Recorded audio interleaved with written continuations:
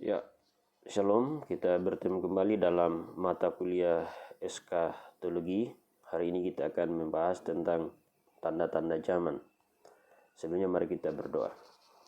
Tuhan, kami menyerahkan perkuliahan kami hari ini, kiranya Tuhan menolong, memberkati kami, memberikan pengertian, pemahaman kepada mata kuliah secara khusus dalam mata kuliah eskatologi, belajar tentang hal-hal yang terakhir yang akan terjadi, bahkan sedang terjadi di muka bumi ini.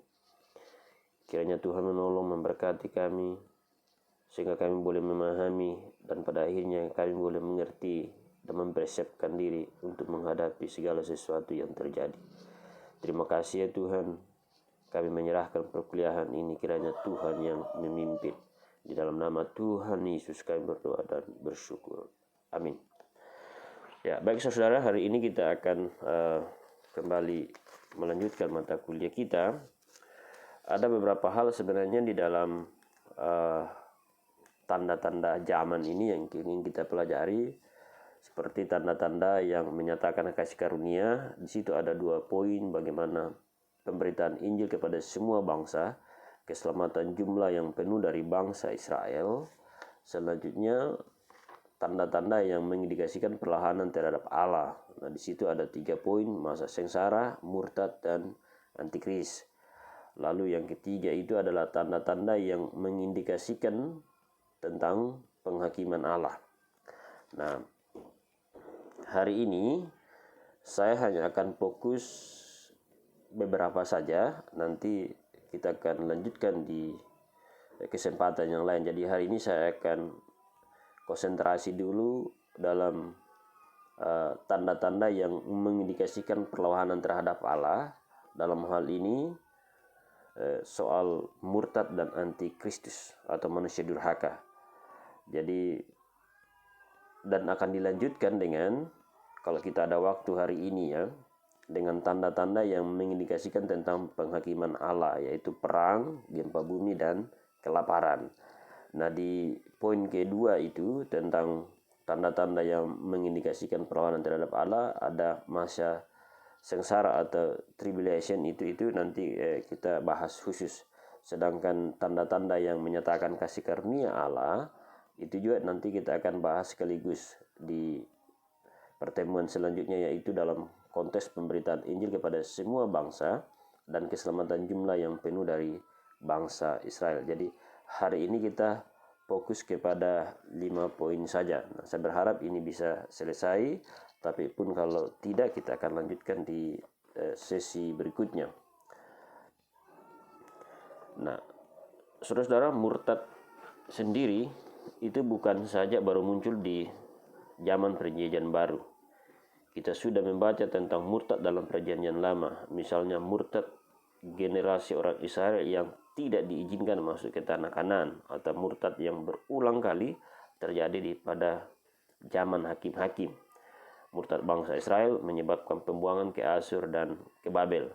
Nah, saya berharap saudara betul-betul mengetahui ini, dan silahkan saudara melihat lagi sejarah perjalanan bangsa Israel di dalam perjanjian lama. Nah, murtad sebagai tanda zaman akan ada sepanjang sejarah gereja. Itu kita harus ketahui itu, dan kita harus tahu, dan akan memuncak pada akhir zaman sebelum kedatangan Yesus yang kedua. Jadi proses murtad ini itu berlangsung terus-menerus dalam sejarah gereja. Tetapi puncaknya itu akan terjadi sebelum kedatangan Yesus yang kedua, ya. Atau bisa dikatakan juga puncaknya ini detik-detik ya kedatangan Kristus kembali ke dunia ini. Nah, Yesus sendiri sudah memperingatkan kita soal murtad ya, yang disebut berhubungan dengan kehancuran bait Allah dan akhir zaman. Kita bisa melihat itu di Matius ya.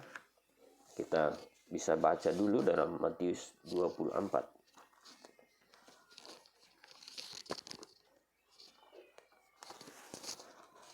Matius 24 ayat 10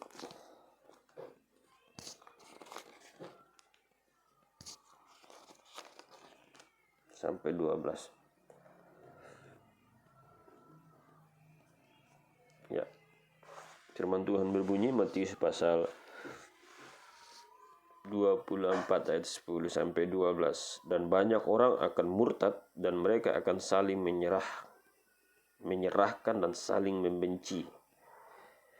Ayat 10, dan banyak orang akan murtad dan mereka akan saling menyerahkan dan saling membenci. Banyak nabi palsu akan muncul dan menyesatkan banyak orang.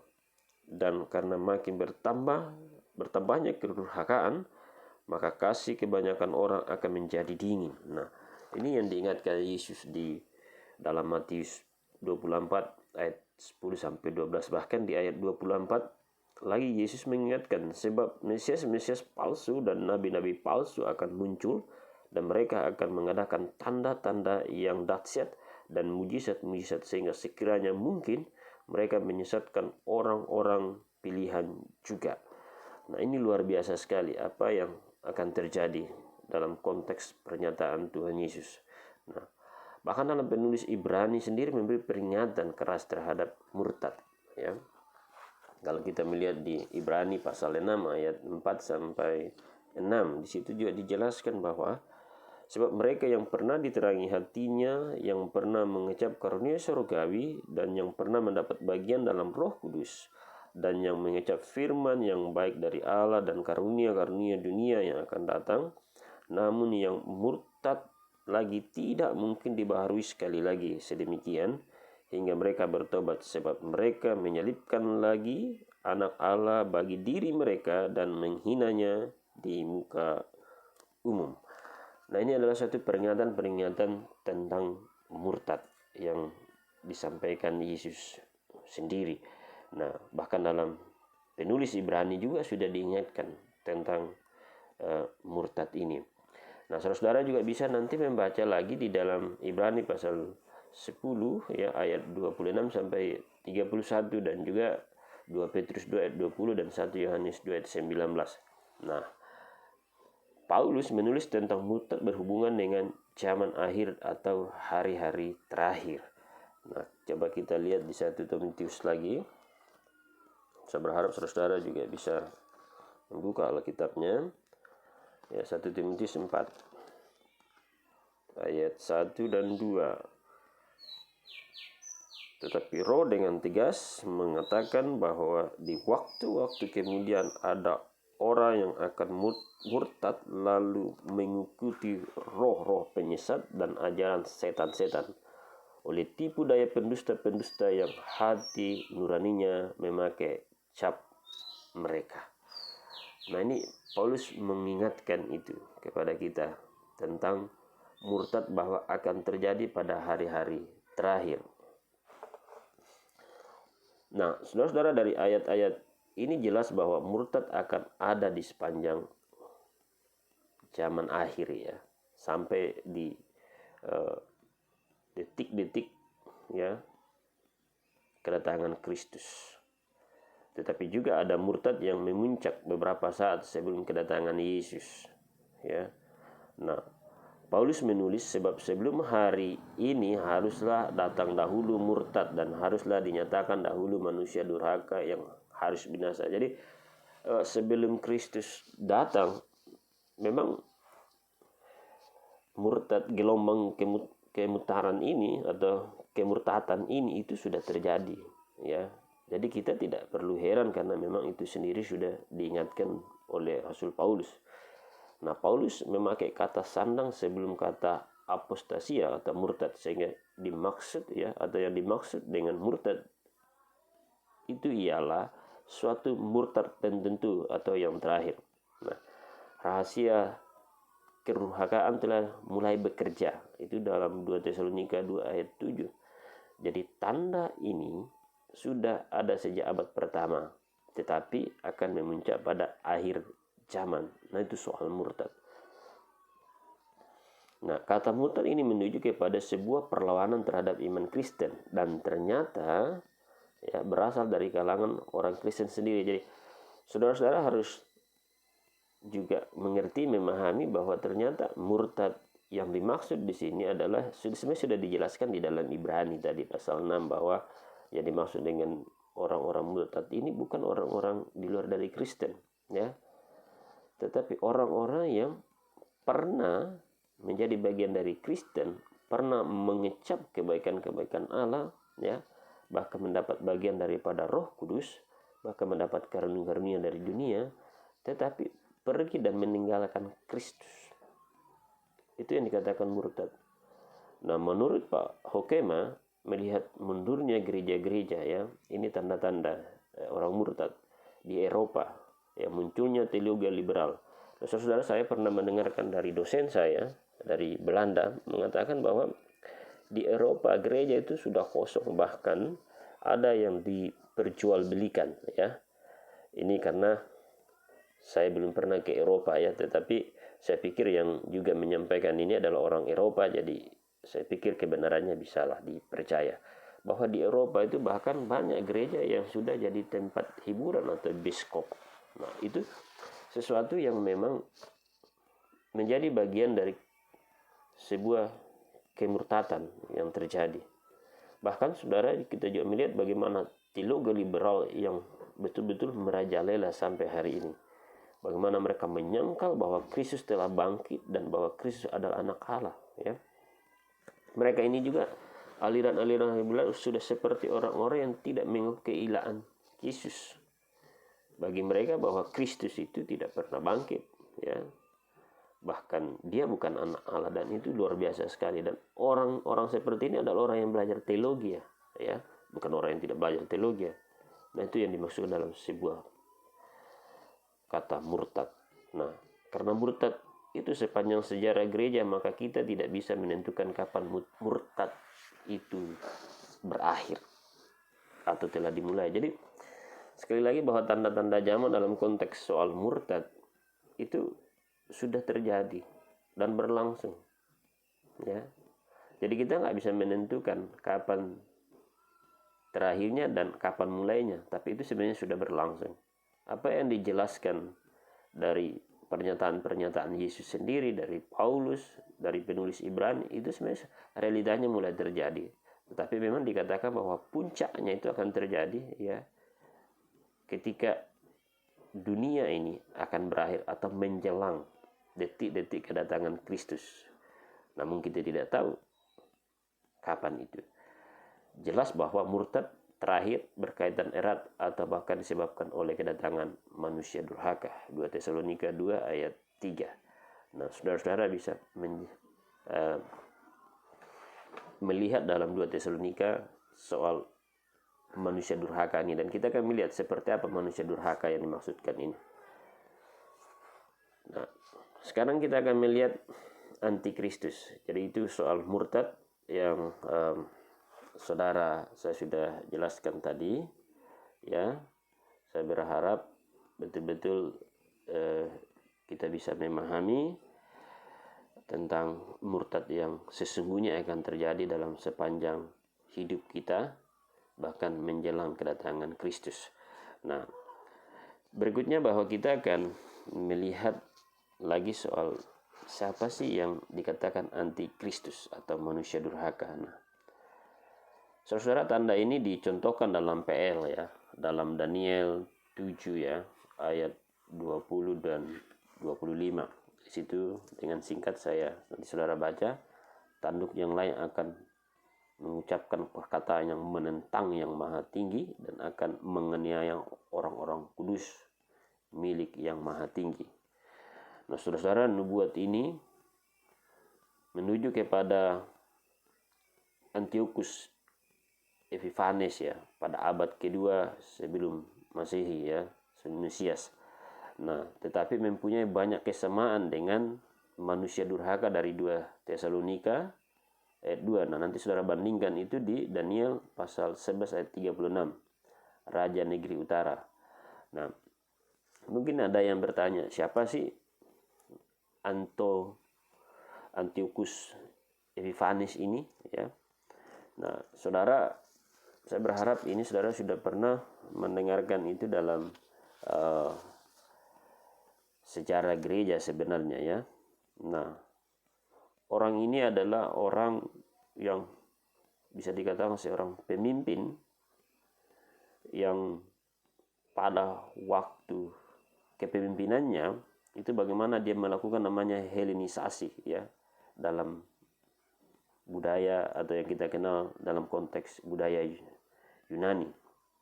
Nah, puncak daripada perbuatan daripada Antiochus Epiphanes ini adalah ketika dia melarang orang-orang Yahudi ya menjalankan hukum-hukum bahkan adat istiadat mereka.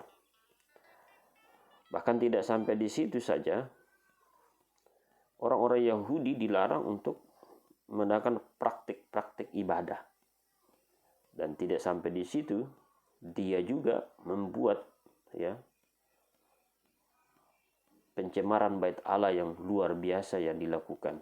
Bagaimana dia saat menempatkan altar dewa Zeus Olympus di atas altar bait Allah ya, dan meletakkan daging babi untuk dipersembahkan sebagai sesajen.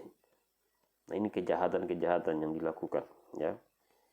Nah, disinilah puncaknya ada pemberontakan yang dilakukan oleh Yudas Makabe ya.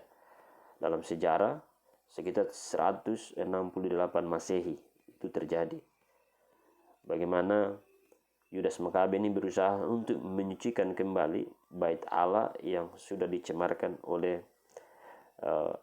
Antiochus Epiphanes ini. Ya. Nah, inilah yang dijelaskan bagaimana dalam Daniel 11:31, 12 kita membaca tentang kekejian yang membinasakan yang sering ditafsirkan sebagai petunjuk tentang pencemaran bait Allah Yerusalem yang dilakukan oleh Antiochus Epiphanes. Nah, saudara, saya berharap bisa lebih mengetahui tentang siapa sosok ini. Nah, Yesus juga bernubuat tentang peristiwa yang sama yang disebutnya pembinasa keji ya. Coba kita lihat di Matius 24.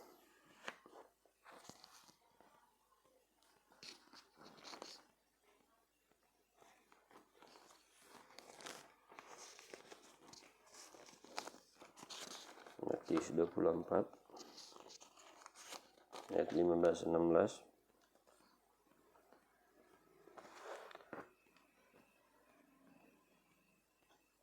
Ya. Firman Tuhan berbunyi, Matius 24, 15-16. Jadi apabila kamu melihat pembinasa keji berdiri di tempat kudus, menurut firman yang disampaikan oleh Nabi Daniel, para pembaca hendaklah memperhatikannya. Maka orang-orang yang di Yudea haruslah melarikan diri ke pegunungan.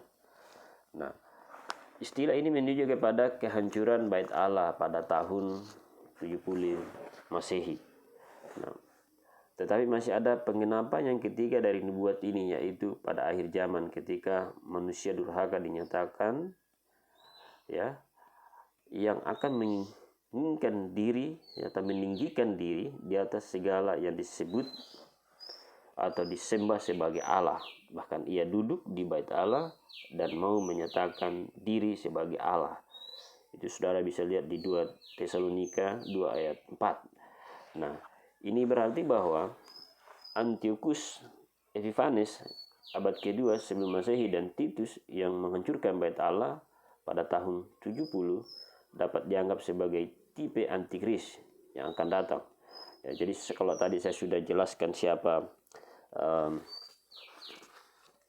Antiochus Epiphanes, Titus ini lebih keji ya, bagaimana ketika dia memimpin ya orang Roma untuk berperang kepada orang Yahudi ya pada tahun 66, dan bagaimana Yerusalem dikepung dan dikuasai.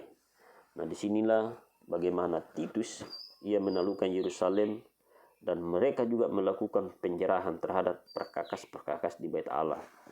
Mereka juga membakar habis bait Allah dan mengambil emas yang melekat dan melapis ke batu-batu bait Allah.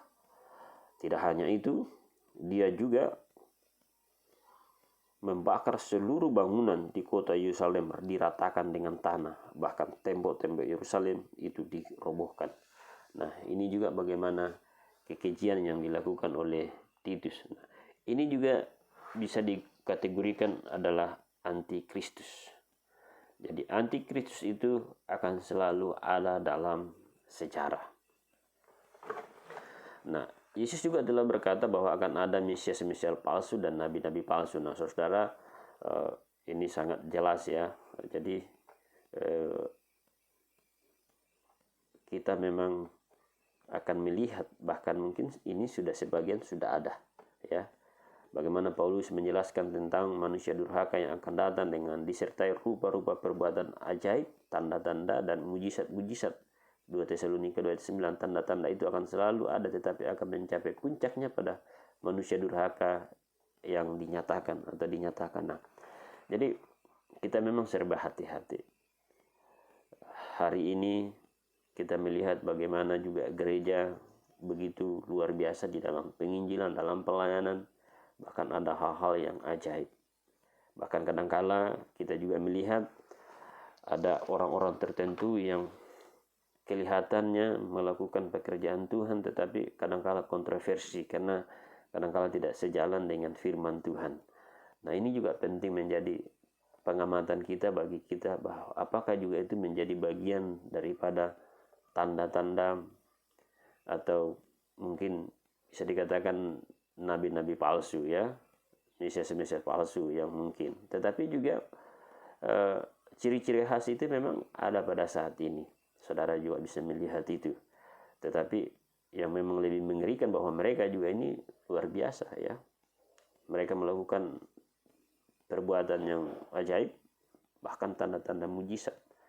Nah, jadi kita yang mungkin kaum awam bisa terjebak di sini. Kita bisa saja melihat, wah ini sudah Tuhan Yesus yang datang. Bisa saja. Nah, ini memang sekali lagi bahwa ini betapa pentingnya kita belajar ya dari hal-hal yang demikian. Nah, selanjutnya kata antikristus atau antikristos itu dipakai Yohanes dalam surat-suratnya. Ya, 1 Yohanes 2 ayat 18, 22, 4 ayat 3 dan 2 Yohanes 7. Nah, antikristus adalah seorang yang menentang dan melawan Kristus. Bagi Yohanes, seorang antikristus sudah ya adalah seorang yang menyangkal bahwa Yesus telah menjadi manusia. Ya. Nah,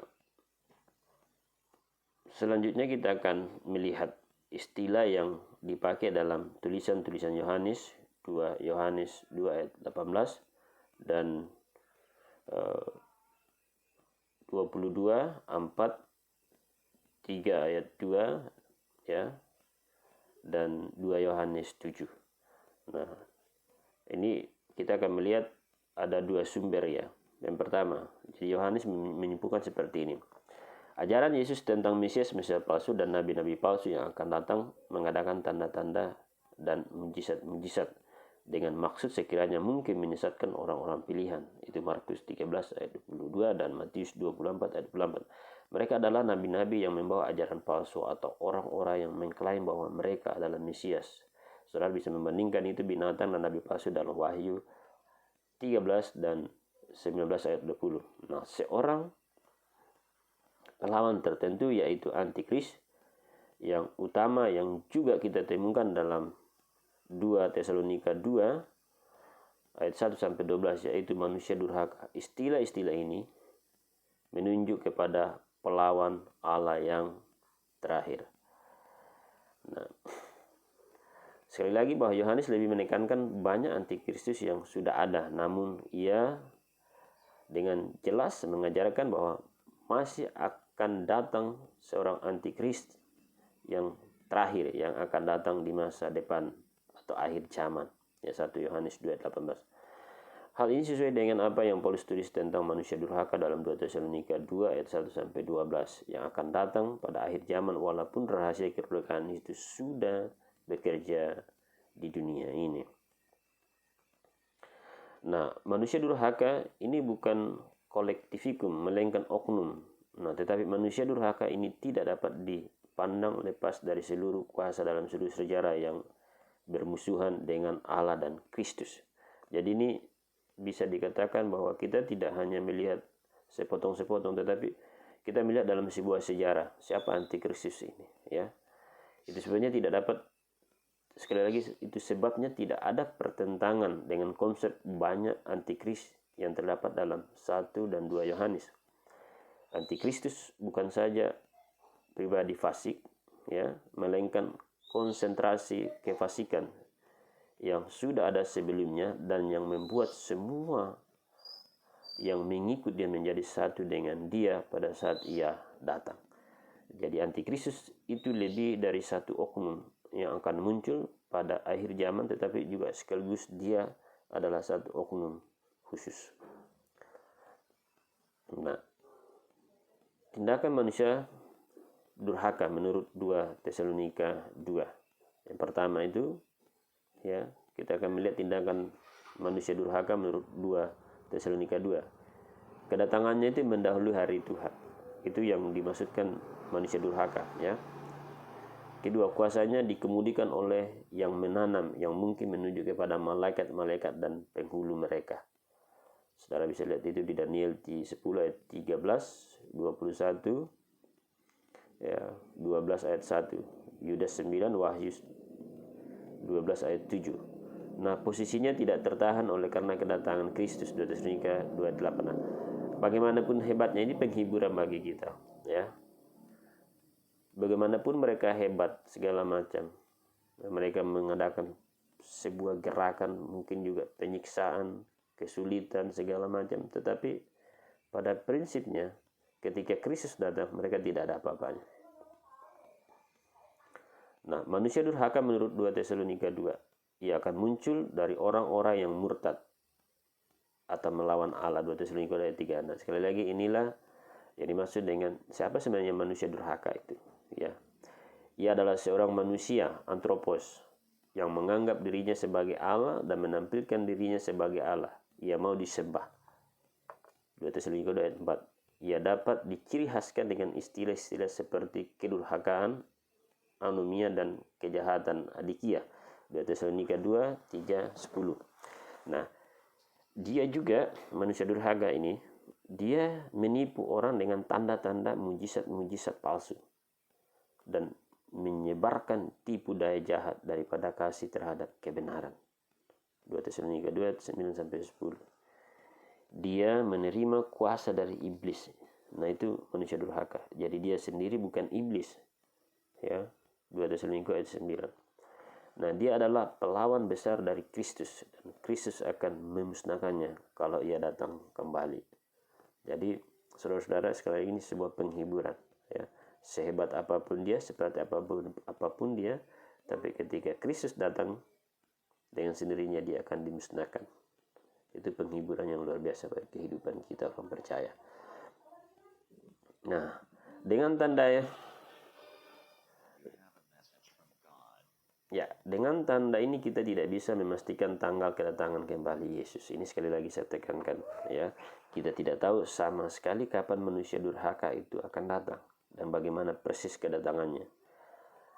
Asal kita selalu berjaga-jaga dan waspada terhadap kedurhakaan, penyesatan yang sekarang ini sudah ada. Manusia durhaka atau antikristus yang akan datang pada akhir zaman bisa saja tiba-tiba muncul. Kita tidak tahu sekali lagi kapan dia datang, ya. Terpenting menjadi pesan bagi kita semuanya adalah berjaga-jaga. Kita tidak tahu apakah hari ini, besok, lusa, tahun ini, tahun depan, atau yang akan datang, kita tidak tahu. Yang terpenting intinya di sini adalah bagaimana kita terus berjaga-jaga. Nah, tanda-tanda yang mengindikasikan tentang penghakiman Allah. Yesus sendiri berbicara tentang tanda-tanda, yaitu perang, gempa bumi, dan kelaparan. Matius 24 ayat 6-8. Tanda-tanda ini banyak muncul dalam kitab Wahyu. Di PL kita juga menemukan nubuat-nubuat tentang perang. Yesaya 19 ayat 2, 2 Tawarik 15 ayat 6. Gempa bumi, ya. Kita melihat itu semua. Kelaparan itu sudah terjadi di dalam PL. Ya, saudara melihat teks-teksnya di situ. Nah, tanda-tanda ini merupakan bukti penghakiman Allah. bukan dalam arti bahwa orang yang tertimpa oleh bencana-bencana seperti itu lebih layak dihukum daripada orang lain. Nah, selanjutnya Yesus sendiri pernah berkata mengenai pembunuhan orang-orang Galilea oleh Gubernur Pilatus dan mengenai 18 orang mati ditimpa menara dekat Siloam. Nah, jangan menyangka bahwa orang-orang itu lebih besar kesalahannya daripada kesalahan semua orang lain yang diam di Yerusalem. Tetapi jikalau kamu tidak bertobat, kamu semua akan binasa dengan cara demikian. Ya. Nah, itu saudara bisa lihat di Lukas 13 ayat 4 sampai 5. Nah, seluruh dunia dan semua manusia berada di bawah murka Allah karena dosa-dosanya. Jadi sekali lagi bahwa tanda ini harus, ya, kita sadar bahwa kita harus bertobat karena Yesus akan datang dan menghakimi semua orang. Jadi tanda-tanda ini sebenarnya sekali lagi mengindikasikan kita supaya kita berada dalam kehidupan yang sungguh-sungguh, pertobatan yang sungguh-sungguh, dan kita terus berjaga-jaga.